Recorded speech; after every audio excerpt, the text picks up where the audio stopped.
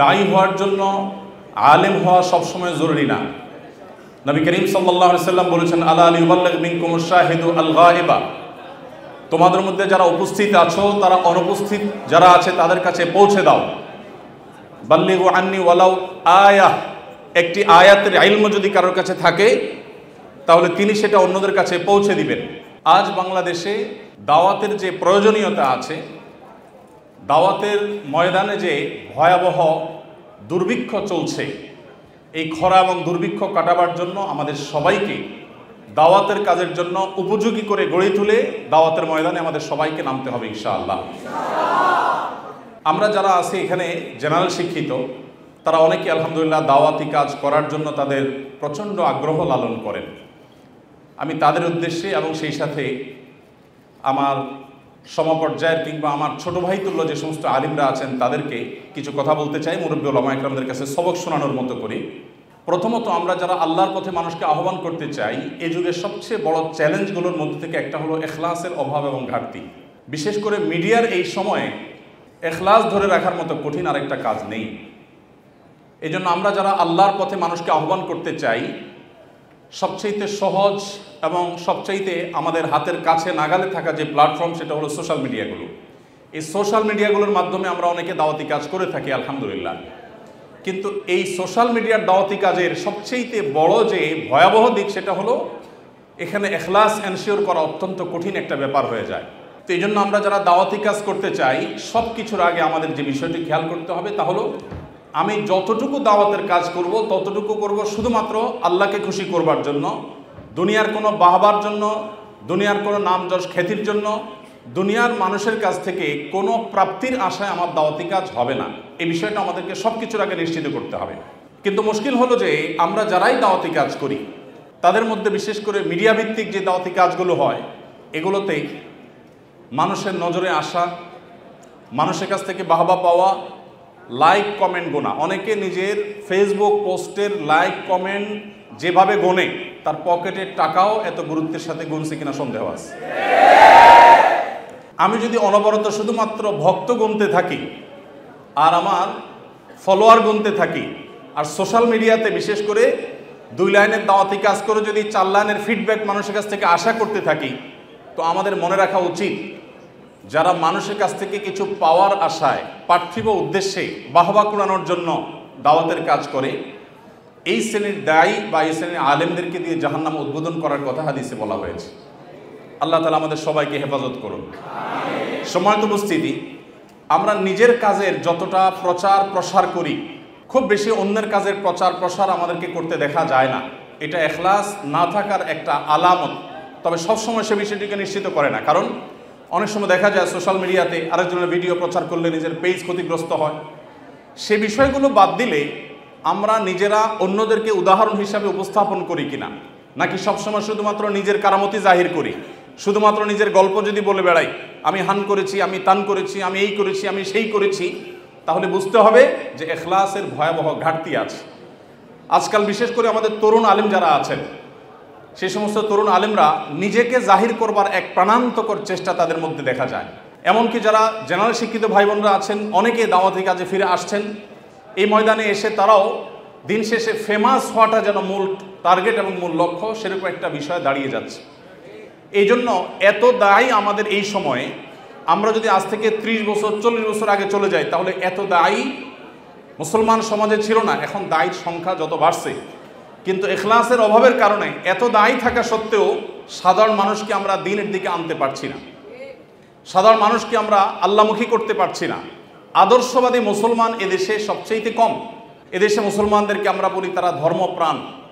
Doctor Khandakar Abdullah Jahangir রহমতুল্লাহ বলতেন যে আমাদের দেশে মুসলমানরা 2 প্রকার, একটা হলো সেকুলার মুসলমান আর একটা হলো রেগুলার মুসলমান। তো আমাদের দেশে সেকুলার মুসলমান বেশি নাকি রেগুলার মুসলমান বেশি? বুঝে শুনে কোনো মুসলমানের জন্য কোনোভাবে সেকুলার হওয়ার কোনো সুযোগ আদৌ আছে? কিন্তু এই ধারণা আমাদের অনেকের নাই। তো রেগুলার মুসলমান, সেকুলার মুসলমানদেরকে যদি রেগুলার মুসলমান বানাইতে হয়, আদর্শবাদী মুসলমান যদি বানাতে হয়, তাহলে আমাদের দাওয়া হতে হবে দাওয়া বিল ইখলাস। আল্লাহর পথে আহ্বান হবে শুধুমাত্র আল্লাহকে খুশি করবার জন্য। আর এটা প্রমাণ হবে তখন যখন আমি নিজের দিকে দাওয়াত না দিয়ে দাওয়াত দিব কোরআন এবং সুন্নাহর দিকে, দাওয়াত দিব আমি ইসলামের দিকে, দাওয়াত দিব নবী সাল্লাল্লাহু আলাইহি ওয়াসাল্লামের আদর্শের দিকে, এবং দাওয়াত আমি শুধু আমাকে দিয়েই দিব না, অন্য ওলামা একরামের বক্তব্য, তাদের লেখনী, তাদের বই পুস্তক, সেগুলো দিয়ে। আমি আলহামদুলিল্লাহ নিজেকে এই জায়গায় সংশোধিত করবার জন্য, আমার নিজের আত্মশুদ্ধির জন্য পরিকল্পনা করে আমি কিছু কাজ করার চেষ্টা করি, আপনাদের সঙ্গে শেয়ার করার উদ্দেশ্য যাতে আপনারাও এরকম কোনো আইডিয়া বা আরও বেটার কোনো আইডিয়া আপনারা বের করতে পারেন। আমি চেষ্টা করি, আমার বাসায়, আমার অফিসে প্রচুর পরিমাণ বই থাকে এবং প্রচুর পরিমাণ বই আমার গাড়িতে থাকে। এখানে যে সমস্ত ওলামা একরাম আছেন তাদের অনেক বই কিনতে কিনতে আমার ফতুর হওয়ার দশা, 10টা 20টা 30টা করে সবসময় কিনে রাখি আমি। যে আসে কোনো একজন মেহমান তাকে একটা বই দেওয়ার চেষ্টা করি। সাধারণত নিজের বই তো সবাই দেয়, কিন্তু অন্য আলেমের বই দেওয়া এটার নজির আমাদের সমাজে খুব বেশি নাই। তো নিজের মনে না চাইলেও নফসকে সাইজ করবার জন্য পরিকল্পিতভাবে নফসের বিরুদ্ধে গিয়ে এই কাজটা আমি করার চেষ্টা করি। আমাদের পেজে হয়তো ভিডিও আমরা দিতে পারি না, কারণ কপিরাইটের ব্যাপার থাকে। এই কপিরাইটের ব্যাপারের কারণে অন্যদের ভিডিও দেওয়াটা কঠিন হয়ে যায়। কিন্তু আমাদের দিন শেষে দাওয়াত দিতে হবে নিজের দিকে নয়, এমনকি নিজের প্রতিষ্ঠানের দিকেও নয়, দাওয়াত দিতে হবে আল্লাহর দিকে। সেটা কখনো নিজের কথা দ্বারা হতে পারে, কখনো অন্যের কথা দ্বারা হতে পারে, কখনো নিজের বই দ্বারা হতে পারে, কখনো অন্যের বই দ্বারা হতে পারে। আল্লাহ রাব্বুল আলামিন আমাদেরকে ইখলাসের সাথে দাওয়াতি কাজ করার তৌফিক দান করুন। একজন দায়ী তার কিছু কাজ যেরকম প্রকাশ হবে হতে পারে, আমাদের কিছু কিছু দাওয়াতের কাজ গোপন থাকা দরকার। আমাদের সব দাওয়াতি কাজকে ঢোল পিটিয়ে আমরা প্রকাশ করা উচিত না। কিছু কিছু দাওয়াত থাকা উচিত, কিছু কিছু কাজ থাকা উচিত যেগুলা বাইনি ওয়াবাইন আল্লাহ থাকবে। ওলামা একরাম যারা আছেন, কিছু কিছু দাওয়াতি কাজ থাকা দরকার যেগুলো কোনো বিনিময় নিয়ে হবে না, যেগুলো শুধুমাত্র আল্লাহর কাছ থেকে বিনিময় আশা করব। আমরা যারা জানার শিক্ষিত ভাইরা আছি, আমরাও আমাদের দাওয়াতি ক্ষেত্রে এরকম করতে পারি। তাহলে এগুলো আমাদের এখলাসকে এনশিওর করবে ইনশাআল্লাহ তাআলা। তো দাওয়াতের কাজের ক্ষেত্রে এখলাসের যে ভয়াবহতা এবং দুর্ভিক্ষ, এটা কাটাবার জন্য অত্যন্ত কার্যকর একটা উপায় হলো মুখলেস ওলামা একরামের সোহবত নেওয়া, যেটা সমাজ থেকে আজ প্রায় বিলুপ্তির দিকে। আমরা সোহবত বা সান্নিধ্য নেওয়ার গুরুত্ব একেবারেই ভুলে গেছি। যত বেশি মুখলেস, নিষ্ঠাবান, নিজেকে সবসময় লুকাবার চেষ্টা করেন, আত্মপূজারী বা আত্মপ্রচারকারী না, এরকম ওলামা একরাম অনেক আছেন এখনও সমাজে, পরিমাণে কম থাকলেও আছেন। সেই সমস্ত ওলামা একরামের সান্নিধ্যে নিজেকে যত বেশি রাখতে পারবেন, তত বেশি আপনার ভিতরে দেখবেন ইখলাস আনা সহজ হবে। আল্লাহ তাআলা আমাদের সবাইকে মুখলিসিনদের কাতারে শামিল হওয়ার তৌফিক দান করুন। তাহলে ভাই, আমাদের দাওয়াতি কাজ হবে আল্লাহর জন্য, আল্লাহকে খুশি করবার জন্য, বাহবা কুড়াবার জন্য, মানুষের কাছে ফেমাস হওয়ার জন্য বা পার্থিব আশায় যেন না হয়। আল্লাহ আমাদের সবাইকে সেই তৌফিক দান করুন। দ্বিতীয়ত, আমাদের দাওয়াত হবে দাওয়া বিল ইলম। আল্লাহ সুবহানাহু ওয়া তাআলা বলেছেন, ওয়ালা তাখফু মা লাইসা লাকা বিহি ইলম। তুমি যে বিষয়ে জানো না সে বিষয়ে তুমি কোনো অবস্থান গ্রহণ করতে যাবে না। আমরা অনেকে আছি, যে বিষয়ে আমি ওয়াজ করছি, যে বিষয়ে আমি দাওয়াত দিচ্ছি, সে বিষয়টি আমি নিজে ভালো করে জানি না। আমি নিজে যে কোনো বিষয়ে সর্বোচ্চ ভালো করে জানবো, তারপর আমি সেটা বলবো। এখানে হযরত মাওলানা জয়নুদ্দিন শাহ হুজুর আছেন। দারুল রশাদ মাদ্রাসায় হযরতের একটি উক্তি আমার জীবনে এমনভাবে গেঁথে গেছে, আমি বহু জায়গায় এটা আলোচনা করেছি। আমি এবার সনদ সহ কথা বলার চেষ্টা করি, আরেকজনের কথা নিজের কথা হিসাবে চালিয়ে দেওয়ার চেষ্টাটা করি না। আমি সবসময় যেটা যার কাছ থেকে শুনেছি তার নাম সহকারে বলি, এটা আমার একটা আদত অভ্যাস। তো হযরতের কাছ থেকে শুনেছিলাম, ছোট্ট একটা ঘরোয়া মজলিসে আমরা 7-8 জন ছিলাম দারুল রশাদে।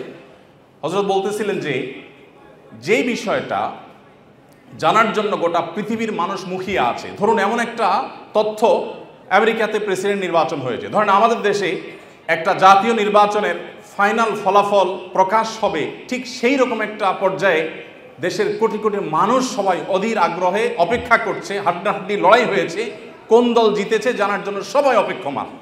এখনো কেউ জানে না, নিউজ প্রকাশিত হয়নি এবং কোনোভাবে ফাইনাল ক্যালকুলেশন করা যায়নি। এরকম একটা পরিস্থিতিতে সবার আগে আপনি তথ্যটা জানতে পেরেছেন যে কোন দল জিততে যাচ্ছে, এরকম একটা ইনফরমেশন যেটা জানবার জন্য কোটি কোটি মানুষ অধীর আগ্রহে অপেক্ষা করছে, কেউই আন্দাজ করতে পারছে না কি হতে যাচ্ছে, সেটি আপনি জেনে গেছেন।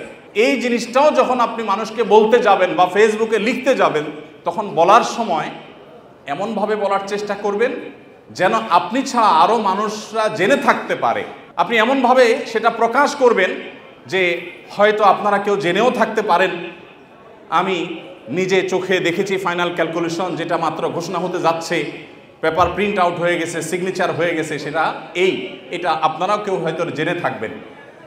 একজন দাঈ ইলাল্লাহ, আল্লাহর পথে আহ্বানকারী দায়িত্বশীল মানুষ, তার কথার ভিতরে এরকম বিনয় থাকবে। আর যদি আমি বলি এটা কোনো মায়ের পুত, কোনো বাপের পুত, বাপের জন্মে শুনে নেই, তাহলে এটা কোনো দাঈ বা কোনো আলেমের ভাষা হতে পারে না। আলেম যত বেশি জানবে তারপরও সে বলবে আল্লাহু আ'লাম বিস-সাওয়াব। আলেম যদি বলে যে এই কথা আমি বলেছি, আল্লাহর জমিনে কোনো মায়ের পুত, এটা উল্টানোর ক্ষমতা নাই, এটা কোনো আলেমের ভাষা হতে পারে না। আমরা অনেকে সোশ্যাল মিডিয়াতে দাওয়াতি কাজ করতে গিয়ে নিজেদেরকে ঠিক এইরকম পর্যায়ে নিয়ে যাই, এটা আমাদের উচিত না। প্রথমত আমরা যা বলবো সেটা জেনে বলবো, দ্বিতীয়ত আমাদের দাওয়াতের ভিতরে বিনয় থাকবে।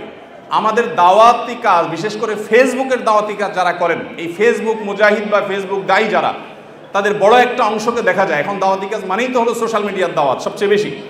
তো এইখানে যারা দাওয়াতি কাজ করে থাকেন তাদের বড় একটা অংশ ধারণার উপরে ভিত্তি করে দাওয়াতি কাজ করেন, আরেকজনের কথাকে নিজের নামে চালিয়ে দেন এবং এটাকে কোনো দোষের কিছু মনে করেন না, যেটাকে ইন্তেহাল বা কালাম চুরি, আরেকজনের কথা চুরি করা বলা হয়, এটাকে কোনো দোষে কিছু মনে করা হয় না।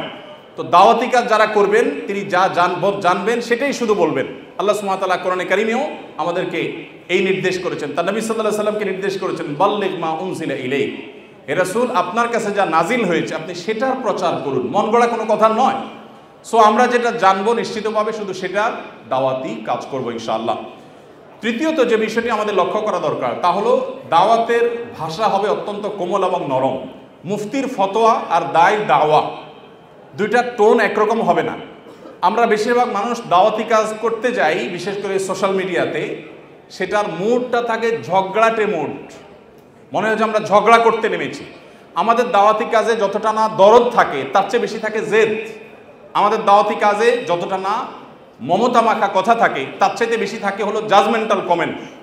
আমরা কাকে কখন কাফের বানাবো, কাকে কখন গোমরা ফতোয়া দিব, আমরা সেটা নিয়ে চিন্তিত। আমরা অন্যকে নিয়ে যতটা চিন্তা করি আমাদের নিজেদের নিয়ে এতটা চিন্তা বা এর ধারে কাছেও নাই। আমরা নিজের ব্যাপারে যত সুধারণা করি অন্যের ব্যাপারে ঠিক উল্টা, অর্থাৎ তার চাইতে অনেক বেশি কুধারণা আমরা করি। আল্লাহ তাআলা আমাদের সবাইকে নেক হওয়ার তৌফিক দান করুন। ভাইরা আমার, এই পরিস্থিতির একটা বড় কারণ আছে, সেটা হলো 4 নম্বর কারণ, সেটা হলো আমরা যারা দাওয়াতি কাজ করি বেশিরভাগ মানুষ দাওয়াত শেখা ছাড়া দাওয়াতি কাজ করি।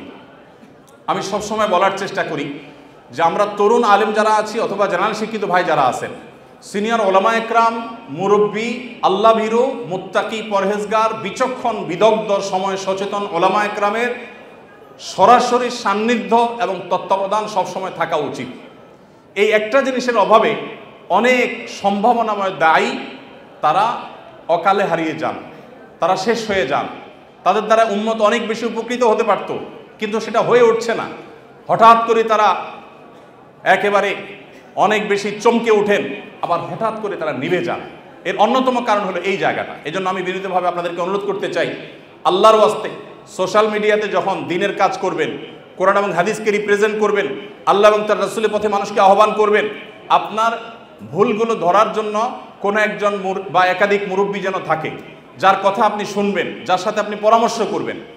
আপনাদেরকে আমরা ক্ষুদ্র একটা তথ্য দিয়ে রাখি, আমরা আমাদের পেজে যে পোস্টগুলো করি, যে লেখাগুলো যায়, প্রত্যেকটা লেখা পাবলিকলি প্রকাশ করবার আগে, পাবলিশ করবার আগে আমাদের একটা টিম আছে, সেই টিমে আমরা দেই।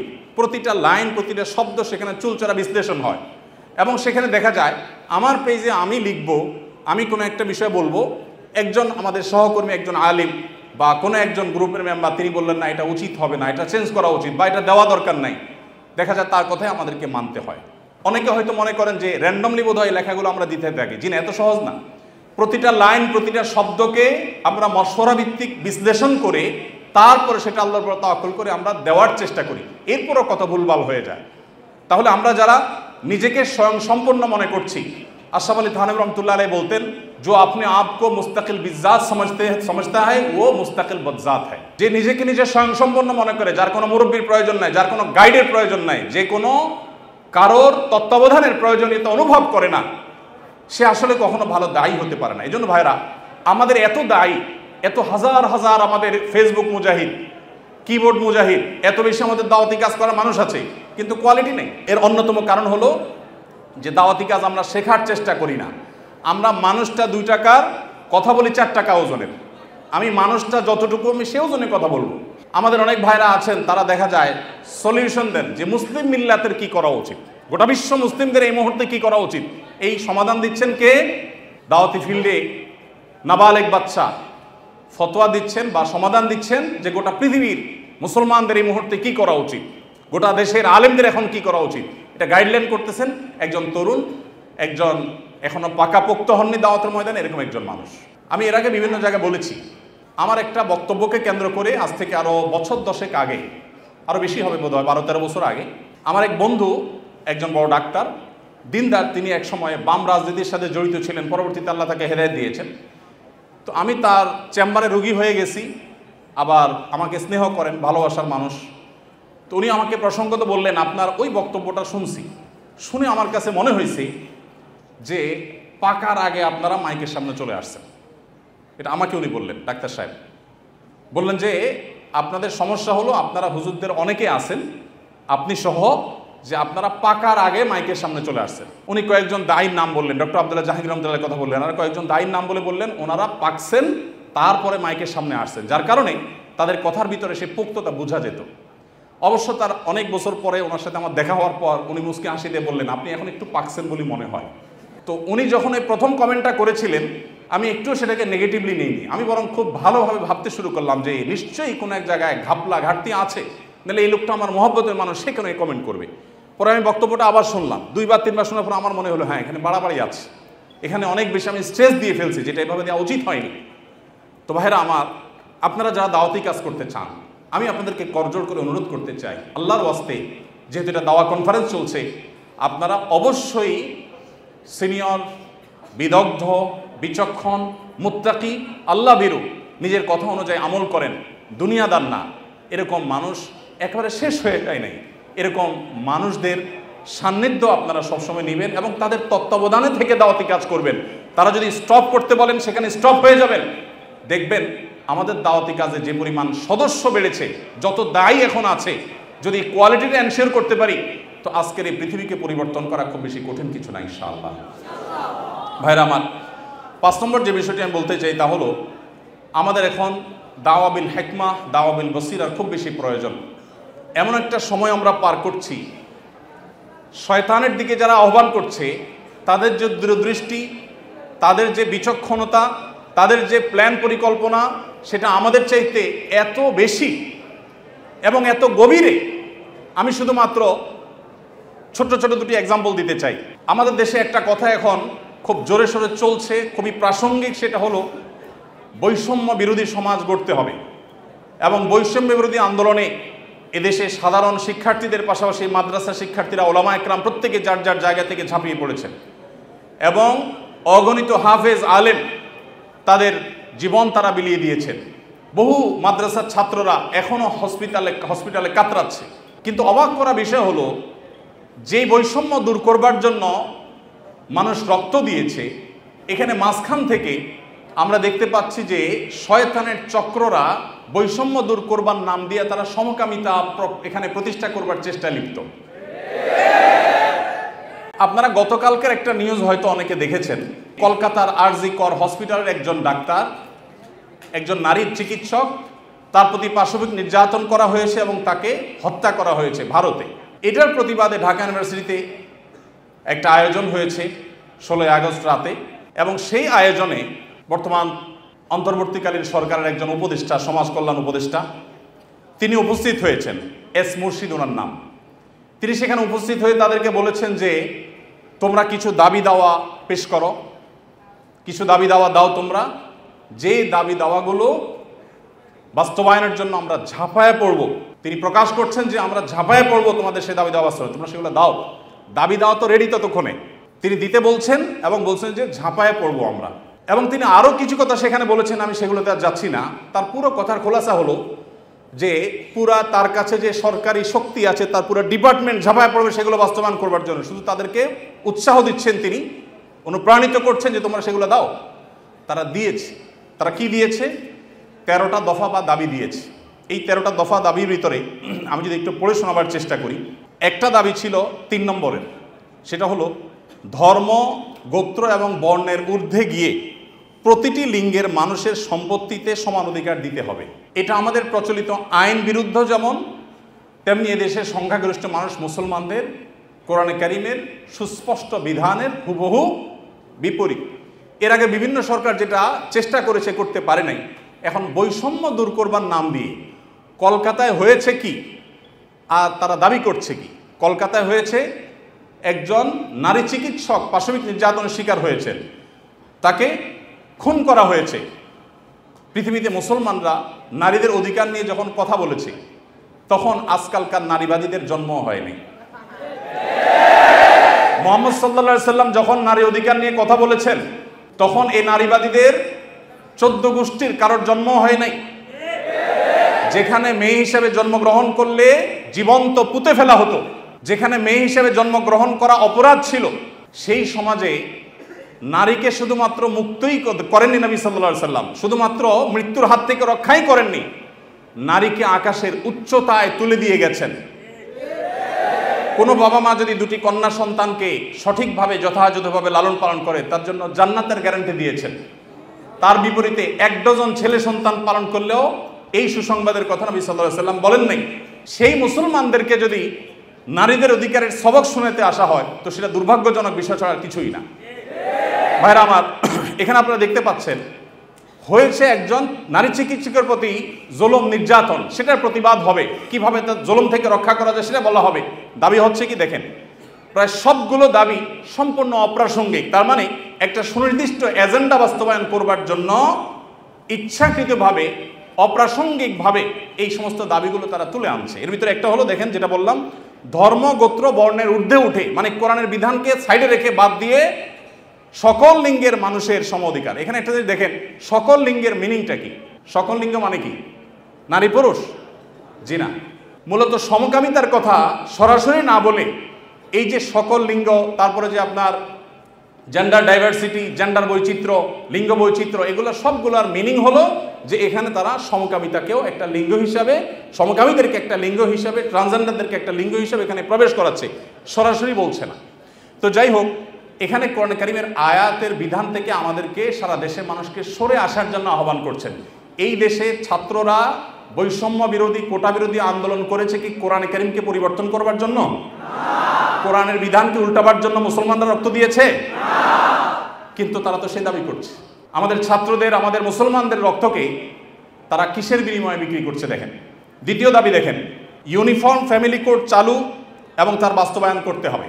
এটার সহজ কথা হলো যে মুসলিম পারিবারিক আইন যেটা আছে এটা তুলে দিতে হবে, এবং তারা যে সমাজ চায় সেই সমাজ সোজা কথা বাস্তবায়ন করতে হবে, যেটা এদেশের সংখ্যাগরিষ্ঠ মানুষের চিন্তা, দর্শন, মূল্যবাদের পরিপন্থী। 4 নম্বর, সন্তানের অভিভাবকত্বের আইন পরিবর্তন করতে হবে। নারীকে সন্তানের অভিভাবকত্ব দিতে হবে। কোরআন পুরুষকে, বাবাকে অভিভাবকত্বের দায়িত্ব দিয়েছে, এবং সেটা আমাদের সমাজে প্রতিষ্ঠিত, এটা আমাদের সমাজের সংস্কৃতি, এটা এদেশের মানুষের আবহমানকাল থেকে আসা সংস্কৃতি, এটাকে পরিবর্তন করে ফেলতে হবে। দেখুন, এগুলো এতটা অপ্রাসঙ্গিক এই সমাজে যে এগুলো নিয়ে এদেশের মানুষের কোনো কনসার্ন নাই, কিন্তু তাদের কনসার্ন আছে।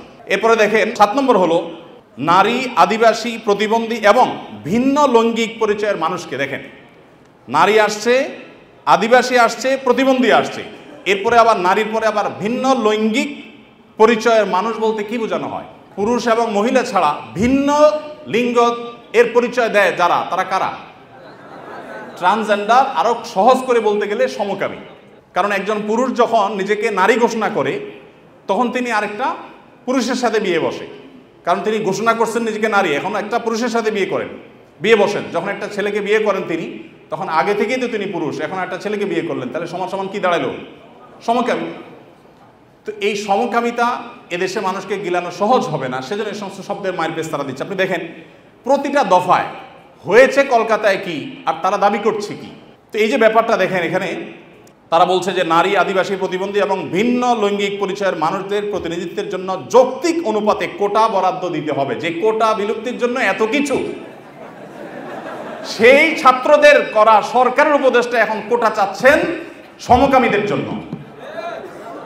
এই মানুষগুলো যারা শারীরিকভাবে সুস্থ সবল, তারা নিজের মেধায় তো লড়তে পারেন, কিন্তু এখানে নারীদের জন্য শুধু কোটা চাচ্ছেন তিনি তা না, তিনি ভিন্ন লৈঙ্গিক পরিচয় ধারণকারী মানুষদের অর্থাৎ সমকামীদের জন্য তিনি কোটা চাচ্ছেন। সমকামীদের শুধু বৈধতা দেওয়ার কথা বলছেন না, তাদের জন্য কোটা রাখার দাবি করা হচ্ছে। এরপরে আমরা দেখতে পাচ্ছি 8 নম্বর যে দাবি, সে দাবিতে লেখা আছে যে বলা হয়েছে যে 1860 সালের গর্ভপাতের আইন বাতিল করতে হবে, নারীকে গর্ভপাতের পরিপূর্ণ স্বাধীনতা দিতে হবে। মানে জেনা ব্যভিচার হবে, অসামাজিক কার্যকলাপ হবে, মনে চাইলে গর্ভপাত করবে, এই বিষয়গুলো ইজি করে ফেলতে হবে। সোজা কথা, গর্ভপাতের মাধ্যমে যে ভ্রূণ হত্যা করা হয় এটা কি হত্যা না হত্যা না? তো মানবতার ধ্বজাধারীরা দাবি করছেন কিসের? যে একটা মানব ভ্রূণ হত্যা করার অনুমতি দিতে হবে, স্বাধীনতা দিতে হবে। এ দাবি করছেন কারা? মানবতার সবক দেয় যারা আমাদেরকে সকাল বিকাল তারা। এরপর আপনি দেখেন কলকাতায় ঘটেছে কি, একজন নারী চিকিৎসকের উপরে জুলুম হয়েছে, আর তারা চাচ্ছে কি যে যে কোনো নারী যে কোনো জায়গায় গর্ভপাত করতে পারবে, পারমিশন চাচ্ছে। তার মানে যত রকমের অবৈধ সম্পর্ক আছে, জেনা ব্যভিচার আছে, এগুলো করে যাতে কারো টেনশন করতে না হয়, সে রাস্তা যাতে সুগম হয়, সেটা তারা চাচ্ছে। কলকাতা হয়েছে কি আর তারা দাবি করছে কি?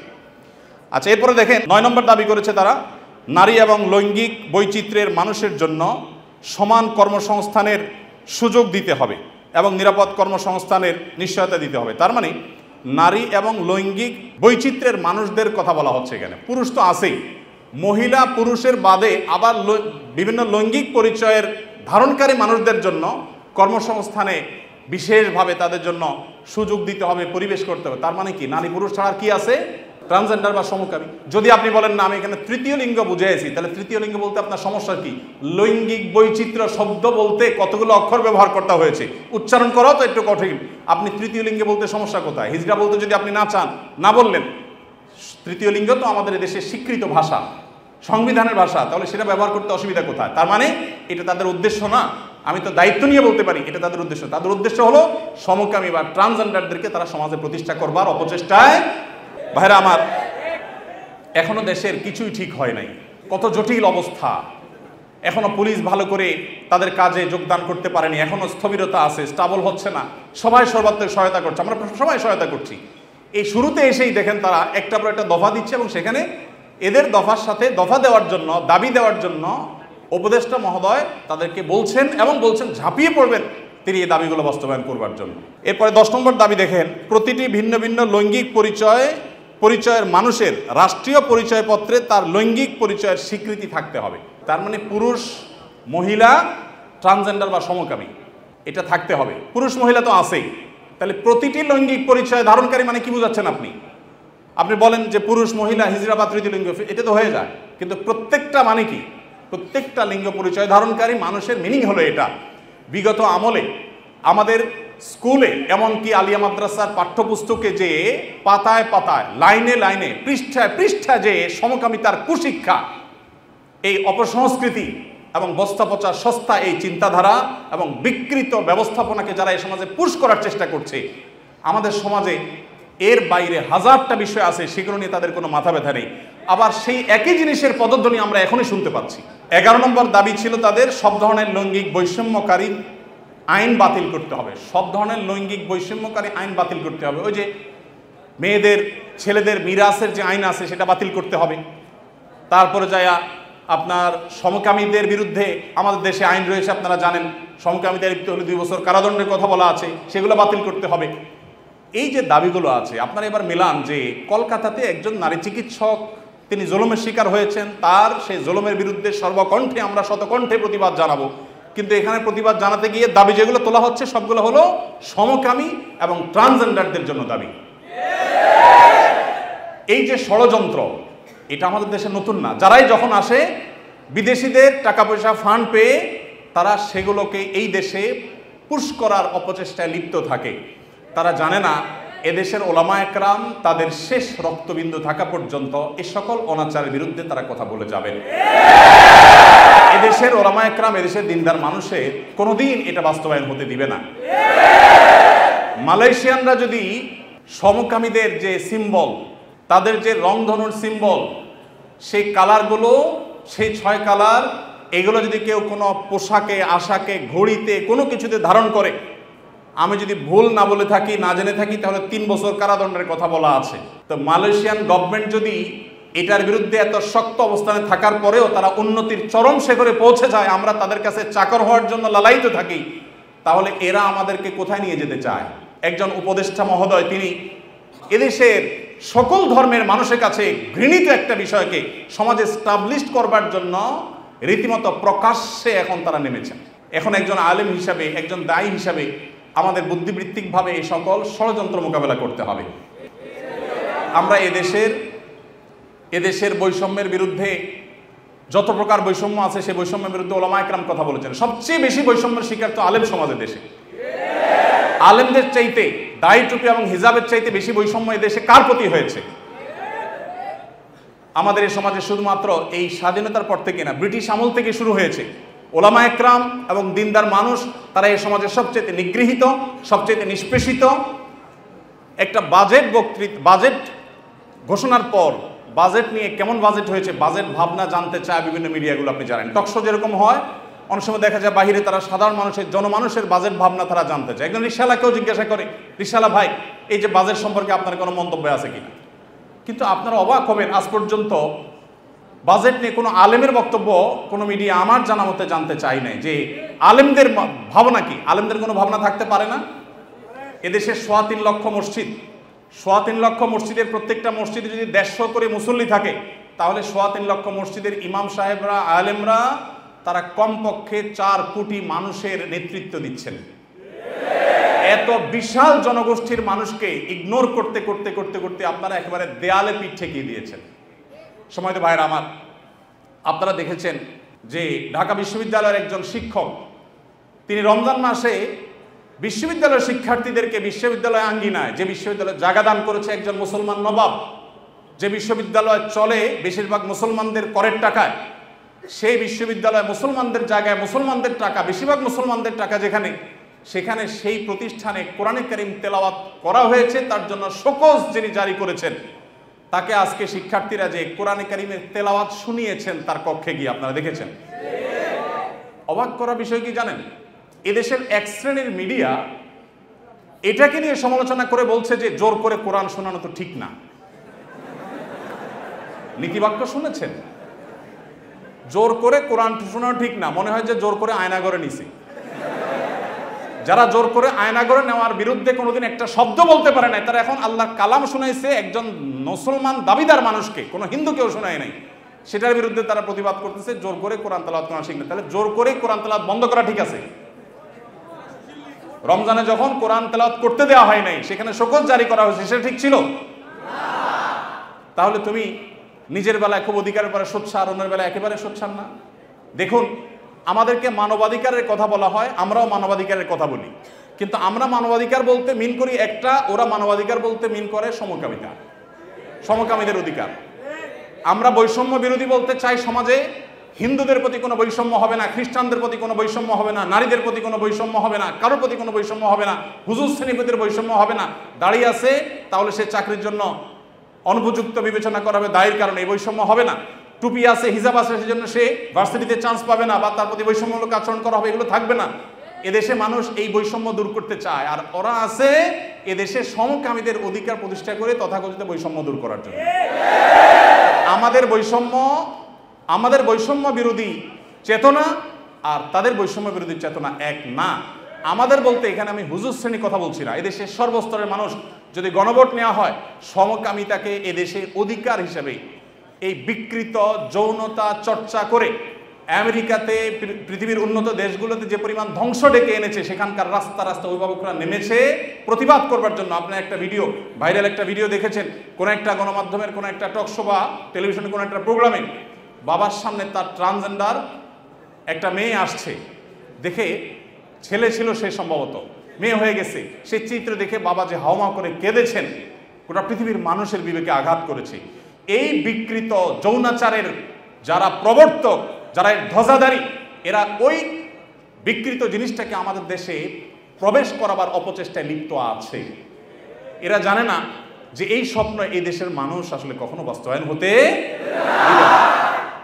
ভাইরা আমার, অতএব আমরা যারা দাওয়াতি কাজ করব, সময়ের এই চাহিদাগুলো বোঝার চেষ্টা আমাদেরকে করতে হবে। আমাদেরকে বিভিন্ন নাস্তিক্যবাদ, ধর্মহীনতার দিকে নিয়ে যাওয়া হচ্ছে, এমন এমন শব্দ দিয়ে, মানব ধর্মের কথা বলে মানুষ হিসাবে আমাদের পরিচয়কে বড় তুলতে হবে, ধর্মীয় পরিচয় বড় বিষয় না। এগুলো সবগুলো হলো নাস্তিকতার প্রথম ধাপ। যেগুলো শোনার পর আমাদের দেশে এক শ্রেণীর সাধারণ মুসলমানরা না বুঝে তারাও সেগুলোকে অ্যাপ্রিসিয়েট করে যে কত সুন্দর কথা, হিন্দু না, বৌদ্ধ না, মুসলমান না, আমার কাছে মানুষ হিসেবে অধিকার চান। আমরা সবাই খুব অ্যাপ্রিসিয়েট করি।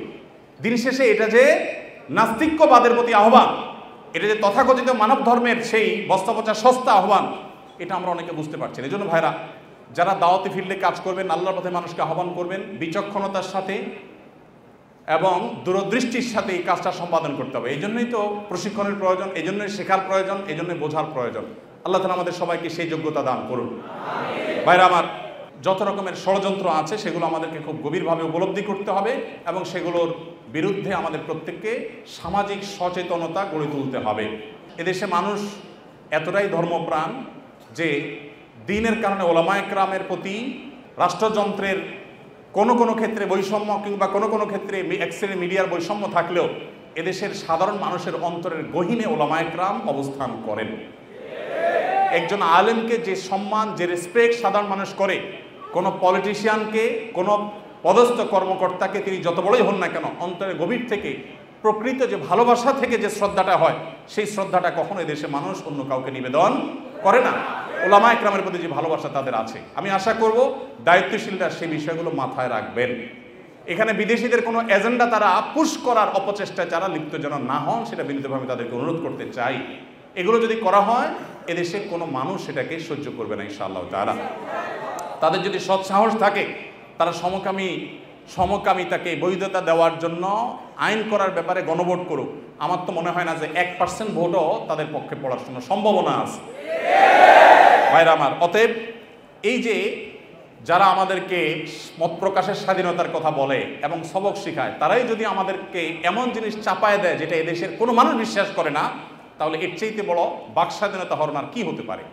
বিধায় আমরা আশা করব যে যারা দাওয়াতি কাজ করেন তারা এই টোনগুলো বোঝার চেষ্টা করবেন যে আপনাকে বৈষম্য বলতে কি বোঝাচ্ছে, মানবাধিকার বলতে আপনাকে দিয়ে বলাচ্ছে কি, আর তার মতলবটা কি, এটা বোঝার চেষ্টা আমাদেরকে করতে হবে।